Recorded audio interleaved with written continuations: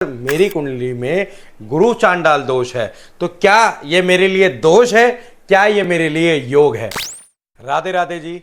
आज हम बात करेंगे गुरु चांडाल दोष के बारे में। तो दोस्तों, गुरु चांडाल दोष क्या होता है या योग क्या होता है? तो दोस्तों, अधिकतर कुंडलियों में मेरे पास सवाल ऐसे आते हैं कि सर मेरी कुंडली में गुरु चांडाल दोष है, तो क्या ये मेरे लिए दोष है, क्या ये मेरे लिए योग है?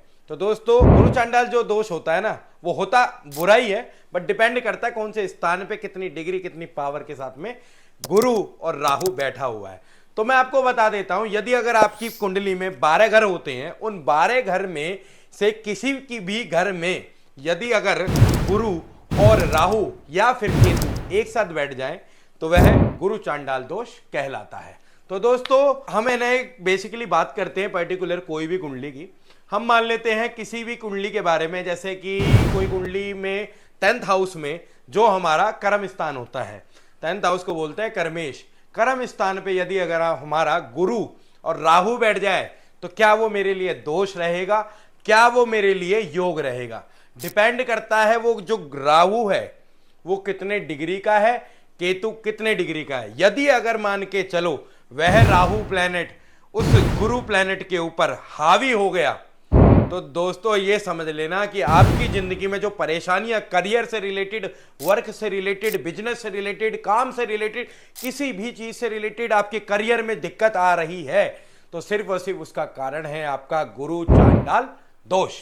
तो दोस्तों, इसके लिए मैं आपको एक बात बताता हूं, यदि गुरु अगर पावर में हो, यदि अगर मान के चलो आपका जो गुरु है 10th हाउस के अंदर ही पावर में होता है और राहु थोड़ा कमजोर होता है, तो वो उसको पकड़ सकता है, वो उसके ऊपर हावी हो सकता है, जिससे कि वो जो दोष है वो योग में बदल जाएगा। जैसे कि आपका जो गुरु है वो पावरफुल है, पूरी पावर के साथ में, 100% पावर के साथ में है, तो ये समझ लीजिएगा वो जो गुरु चांडाल दोष था ना, वो योग में बदल गया।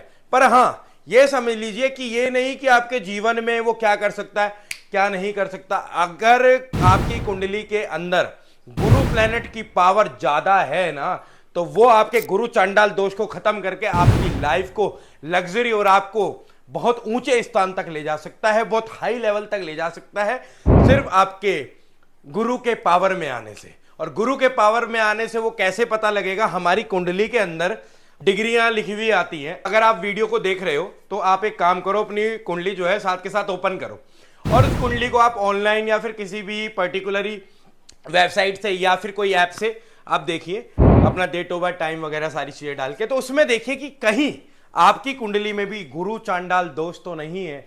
और गुरु चांडाल दोष है तो वो कौन से घर में है, किस स्थान में है, कितनी पावर से है, कैसे है? यदि अगर हम मान के चलते हैं किसी की मेष लगन कुंडली आती है, मेष लगन कुंडली में पहले घर के अंदर ही गुरु और राहु साथ में बैठ जाए, तो ये समझ लीजिए उस व्यक्ति को हेल्थ से रिलेटेड इश्यूज बहुत हो सकते हैं। बट अगर उनका गुरु पावर में है तो हेल्थ से रिलेटेड इश्यूज नहीं होंगे, बल्कि जो उनका माइंड है, जो ज्ञान है, दोनों चीजें बहुत पावर में रहेगी और ऐसा व्यक्ति बहुत आगे जा सकता है। बट डिपेंड करता है, गुरु पावर में होना चाहिए, गुरु दोष ना बनाए, योग बना दे। तो दोस्तों, आपको पता लगा कि गुरु चांडाल दोष और गुरु चांडाल योग में क्या अंतर होता है। यही मेरी बताने का आपको माध्यम था कि मैं आपको दोष में और योग में अंतर बता पाऊं कि गुरु चांडाल दोष और योग क्या होता है। इसी तरह की वीडियोस दोस्तों मैं और लेके आऊंगा। जय जय श्री राधे, जय श्री राम।